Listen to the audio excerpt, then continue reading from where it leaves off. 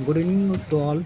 आज के इस वीडियो में हम बात करेंगे जो आने वाली अपकमिंग एग्जिट एग्ज़ाम है, जो डिप्लोमा इन फार्मेसी के स्टूडेंट्स डिपार्टमेंट के स्टूडेंट्स हैं उनके लिए ये जो एग्ज़ाम है आप देख पा रहे होंगे आपके स्क्रीन पर।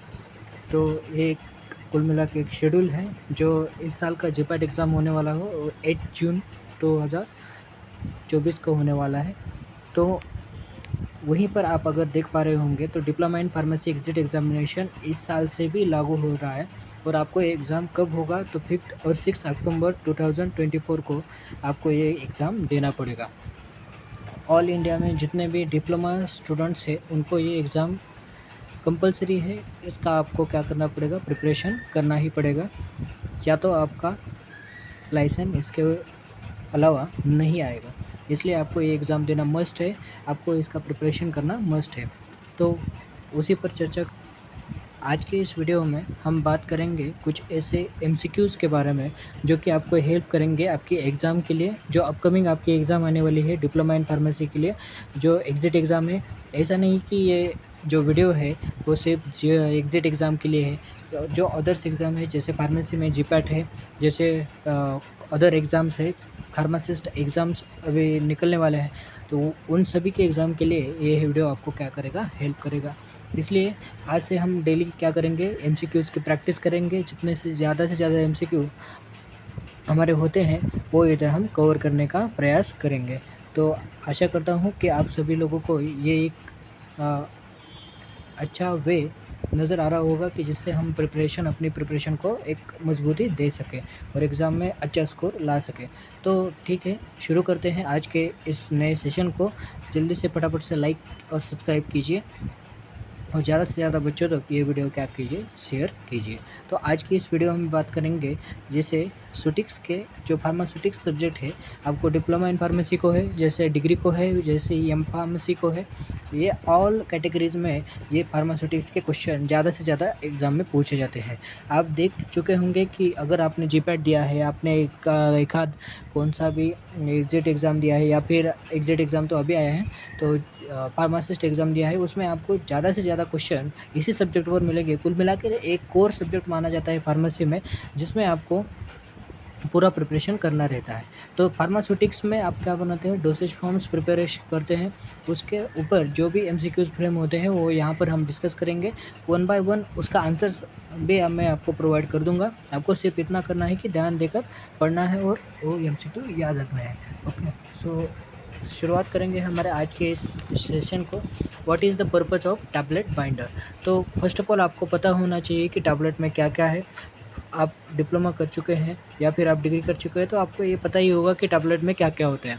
फर्स्ट ऑफ ऑल टैबलेट में क्या होगा, तो एपीआई होगा, एक्टिव फार्मास्यूटिकल इंग्रेडिएंट, और दूसरे क्या होंगे तो एक्सिपिएंट्स होंगे। उसमें आ जाएंगे आपके binders, okay, colouring agent, flavouring agents, okay, humectants आ जाएंगे। अदर्स जो भी इंग्रेडिएंट्स आप उसके बल्कीनेस बढ़ाने के लिए यूज़ करते हैं वो सभी उसमें आ जाएंगे। तो what is the purpose of tablet binder, यहाँ पर पूछा क्या गया है ये आपको एग्ज़ाम में ध्यान रखना है। देखो, एमसीक्यूज़ का यही फंडा है कि आपको अगर आता है तो वो उसका आंसर आप इजीली दे सकते हैं, अगर नहीं आता है तो आपको क्या करना पड़ेगा, रीड करना पड़ेगा। उसके लिए आपको क्या करना पड़ेगी, एमसीक्यूज़ की प्रैक्टिस करनी पड़ेगी। और यही बात हम यहाँ पर क्या कर रहे हैं, परफेक्ट कर रहे हैं। तो ध्यान दीजिए कि what is the purpose of tablet binder. यहाँ पर आपको ऑप्शंस भी देख पा रहे होंगे आप सभी लोग। What is the purpose of tablet binder, first option है to colour the tablet. Tablet binder का और कलर का कुछ आपको संबंध दिख रहा है, नहीं, ओके, क्योंकि कलरिंग एजेंट तो कलर देने के लिए टैबलेट को हम यूज़ करते हैं। To improve the tablet disintegration, ये भी नहीं है। To hold the ingredients of tablet together, देखो ये हो सकता है, ओके। देन क्या है, to add the flavour of the tablet, flavouring agent भी ये काम नहीं करता है। देखो, बाइंडर का मतलब क्या है, बाइंड करने वाला, यानी कि एक साथ जोड़ के रखने वाला, ओके। यहाँ पर ऐसा एक मिलता जुलता ऑप्शन कौन सा दिख रहा है हमें, C option, to hold ingredients of a tablet together. It means उसमें जो आप एपीआई डालते हैं, एक्टिव फार्मास्यूटिकल इंग्रेडिएंट डालते हैं, या फिर आप उसमें जो भी एक्सिपिएंट डालते हैं उसको पकड़ के रखने का काम कौन करता है, तो टैबलेट बाइंडर्स करता है। आपको कमेंट सेक्शन में बताना है कि कौन कौन से टैबलेट बाइंडर हम फार्मेसी में यूज़ करते हैं और उसका ग्रेड कौन सा यूज़ किया जाता है ज़्यादा से ज़्यादा। ओके, तो कमेंट सेक्शन में आपको इसका आंसर देना है। देखिए, आप जितना ज़्यादा रिस्पांस दोगे उतना ज़्यादा आपको भी फ़ायदा होगा और जो बच्चे पढ़ रहे हैं उनको भी फ़ायदा होगा। ठीक है, तो विच of the following is not method of sterilization used in the pharmaceuticals? First of all, what is the sterilization? To totally remove of pyrogens, okay, or bacterial cultures from our formulation. This is called as the sterilization. Or free from microorganism. Our formulation is free from microorganism. It means it comes under the sterilization. Okay, तो अगर हम sterilization की बात करें तो हमारे जो formulation है उसमें कोई भी माइक्रो ऑर्गेनिज्म की ग्रोथ नहीं देखने को मिलनी चाहिए। ओके, अगर होगी तो क्या होगा कि डिफरेंट डिसीजेस को आपको फेस करना पड़ेगा। इट में क्वेश्चन क्या पूछा गया है, which of the following is not the method of sterilisation used in pharmaceuticals. Okay, इसमें से कौन सी एक मेथड है जो स्टरलाइजेशन के लिए नहीं यूज़ की जाती। ध्यान दीजिए, आपको इसी बात पर आपको फोकस करना है। एग्ज़ाम में नॉट पूछा गया है। ज़्यादातर बच्चे क्या करके आते हैं कि उनको क्या लगता है कि which method of sterilisation used in pharmaceuticals, और बाद में देखेंगे कि ऑटोक्लेव भी है, फिल्ट्रेशन भी है, लाइफिलाइजेशन भी यूज़ करते हैं।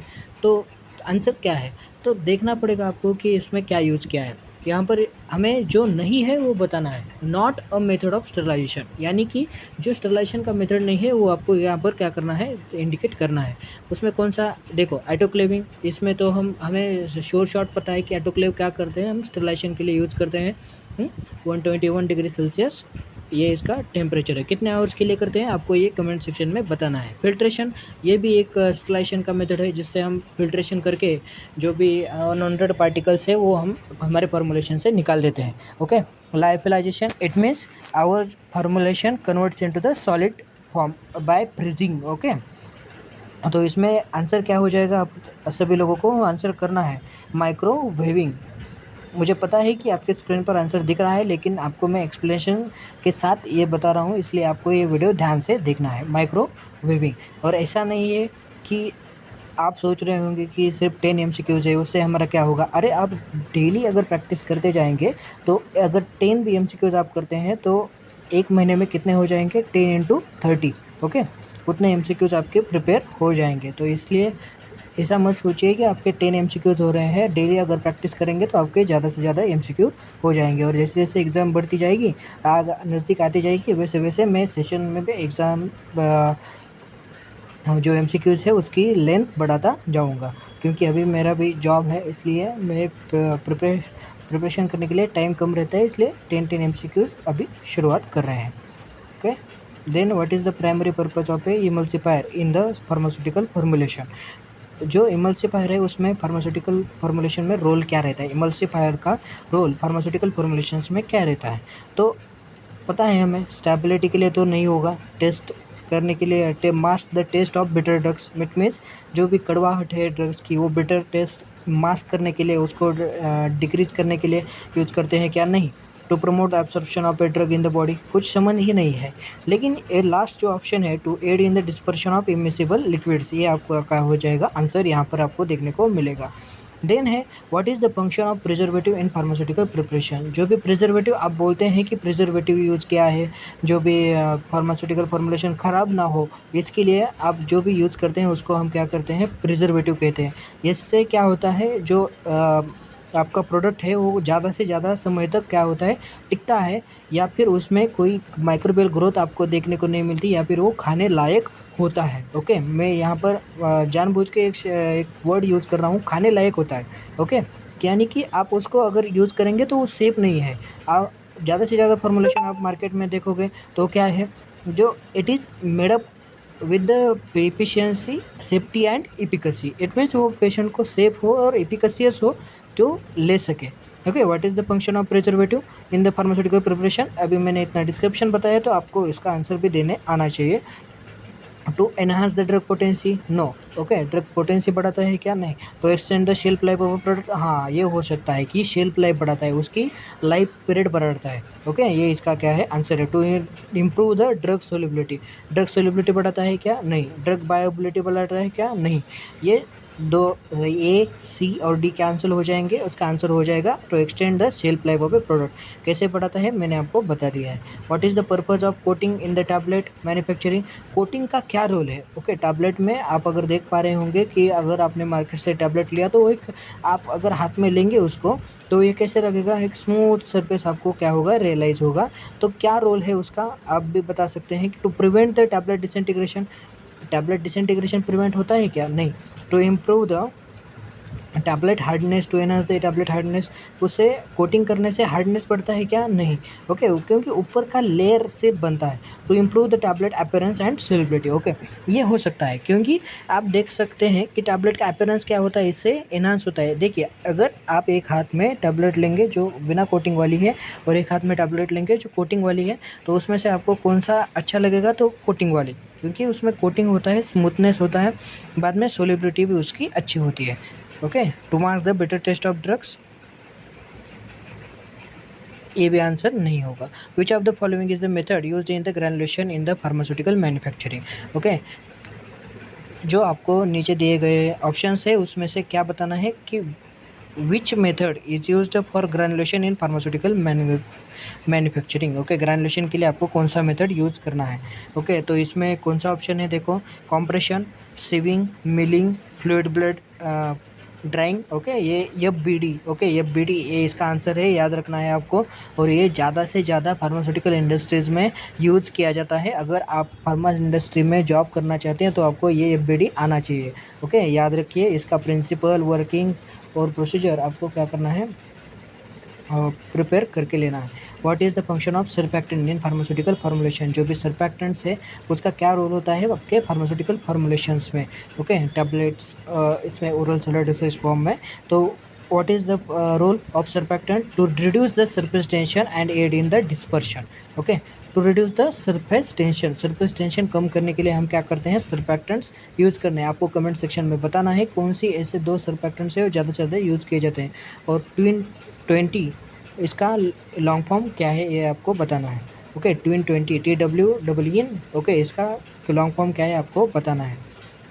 विच of the following is disadvantage of using suppositories as a dosage form, अगर आप suppositories as a dosage form use कर सकते हैं तो यहाँ पर एक और क्वेश्चन बनता है कि सपोजिटरीज में ज़्यादा से ज़्यादा कौन सा बेस यूज़ किया जाता है। ओके, तो ये आपको बताना है। इसका आंसर क्या है, मैं डायरेक्टली आंसर बता देता हूँ इसका।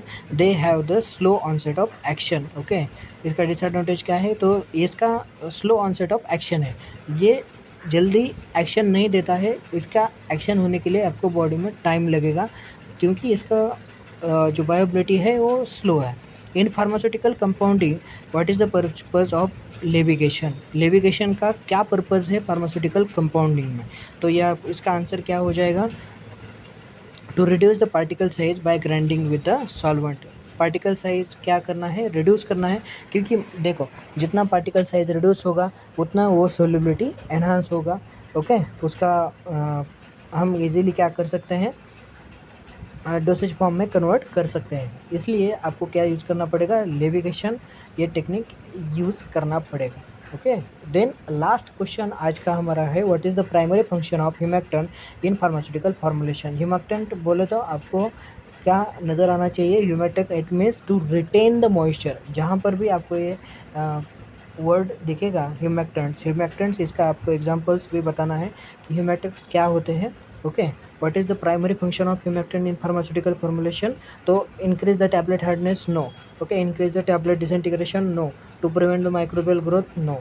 टू रिटेन द मॉइस्चर, या this is the answer, what is to retain the moisture and prevent the drying out. Okay, उसको मॉइस्चर पकड़ के रखना है और उसको ड्राइंग नहीं होने देना है। अगर आपका टैबलेट पूरा ड्राई हो जाएगा, आपका जो भी फॉर्मुलेशन है पूरा ड्राई हो जाएगा तो कोई यूज़ नहीं है।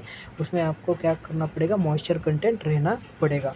इसलिए आप उसमें क्या यूज़ करते हैं, ह्यूमेक्टेंट्स यूज़ करते हैं कि ताकि उसमें पानी का कंटेंट पकड़ के रख सके हो, जो ड्राई नहीं हो सके ईजीली।